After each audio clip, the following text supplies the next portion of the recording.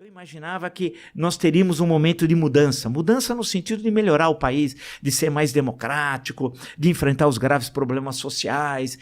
Foi uma ilusão, deu tudo errado. O que eu imaginava deu no Bolsonaro. Agora, vão dizer que a culpa do Bolsonaro é o movimento pelo impeachment? Não. Não é porque o PT fala isso. Olha, deu no Bolsonaro porque vocês, eu não sei quem são vocês derrubaram a Dilma num golpe. Não, primeiro não foi um golpe. Foi o que determinava a Constituição. Não tem golpe contra a Dilma em hipótese nenhuma. Se você não conseguir 1/3 na Câmara para impedir a abertura de um processo de impeachment, é de uma incompetência política absoluta. Né? A incompetência política não necessariamente ela caracteriza a derrubada, né? E sim, que a Dilma era incompetente nas articulações políticas, isso está comprovado. Sim, sim. Mas será que isso é o suficiente para entrar com o processo e derrubar ela simplesmente porque ela não se articulou? Porque não, porque aí havia a questão das pedaladas, né? Apesar que as pedaladas também, se você comparar pedaladas com o Collor, Fiat Elba 1992, com 600 mil mortos, evidentemente... Não eram nem pedaladas, eram motorizadas. Então, se você olhar, não é essa relação contra... Eu não gosto dessa questão. Contra o extremismo, contra Bolsonaro e Lula, como se os dois fossem a mesma coisa. Os dois não são a mesma coisa. A crítica ao Lula e ao PT é uma coisa e a crítica ao Bolsonaro é outra. O PT, com tudo o que fez, em momento algum, você pode dizer que ele conspirou contra as instituições. Defendeu o golpe de Estado, transformou o Brasil num Estado pária da comunidade internacional, fomentou tratamento precoce e tal, se tivesse uma epidemia. Não, isso não ocorreu. Então não dá para transformar o Lula e o PT em algo que ele não é. O PT e o Lula é o que eu sempre falei que era, né? No que eu escrevi, nos debates em que eu participei, nos processos que eu sofri foram inúmeros. O Bolsonaro não tem processo do PT. O Lula me processou, ele estava ali, eu estava aqui. Mas a esquerda gosta de um processinho.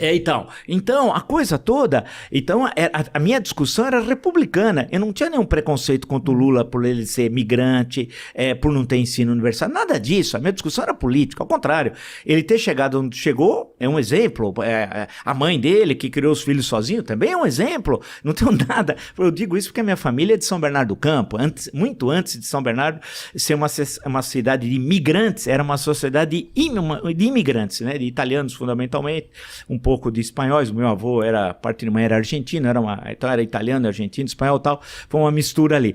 Agora, então não tinha nenhum preconceito de classe, nada disso. Os bolsonaristas têm em relação ao lulismo um preconceito de classe, né? Eles se julgam superiores e tal. Então a minha crítica, eu achei que nós, com o movimento impeachment, nós poderíamos dar um grande avanço na sociedade brasileira de consolidar os instrumentos democráticos da Constituição de 88, mas não. Aquilo, eu acho que ficou um vazio. Igual no futebol, o vazio é ocupado na política também.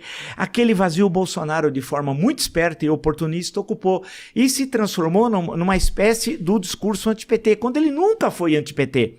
E ocupou esse espaço. Aí o Adélio Bispo ajudou muito.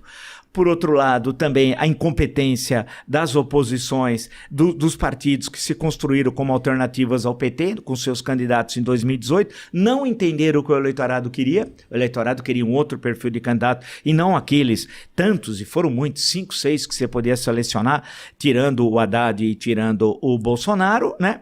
E aí deu na tragédia de 2018. Agora, a questão toda é que nós não podemos, claro, jogar no mesmo saco PT e Bolsonaro. São coisas diferentes, mas que desservem o Brasil. Agora, o Bolsonaro está fora do campo democrático. Então, com ele não tem discussão.